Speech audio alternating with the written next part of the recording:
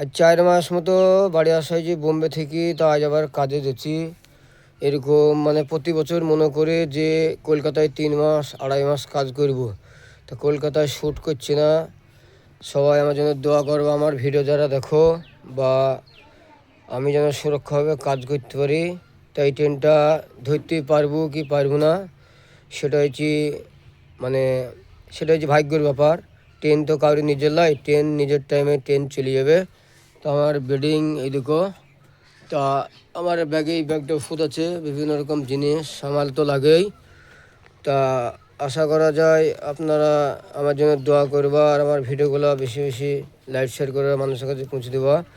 আর আমার শরীরটা খুব খারাপ ছিল, যেন আমি ভালোভাবে পৌঁছাইতে পারি কাজের জায়গায়, বা যেন কাজকর্ম ভালোভাবে করতে পারি। আসসালামু আলাইকুম। বলা বলতে ভুললে আমাকে ক্ষমা করবেন, ক্ষমা দৃষ্টিকে দেখবেন। কাজে বেরোচ্ছি। আসসালামু আলাইকুম, আমার জন্য দোয়া করবা, বা আমি যেন ভালোভাবে আবার ফিরে আসতে পারি। আমি যে ইঁটগুলো আছে এই ইঁটের যেন ঘর করি, লোকজনের কাছে যেন দেখাইতে পাই। এই যে আমার ইঁটগুলো আছে, এই সেই ইঁটগুলো আমার, এই নিজের ইঁট আমার। এখানে 15 থেকে 16 হাজার ইঁট আছে। এই ইঁটগুলো এরও আছে 15-16 হাজার ইঁট আছে। এই ইঁটগুলো আমার জায়গায় ইঁট আছে, মানে খুব ক্যাঁচড়া হয়ে আছে। তো ওটা দেখালাম না বাবু, ক্যামেরায় আমার জন্য দোয়া করবো, আমি যেন ঘর বাড়ি করি, লোকের কাছে যেন মুখ উজ্জ্বল করতে পারি। আসসালামু আলাইকুম, খুদা হাফেজ। বলা বলতে ভুলে ক্ষমা।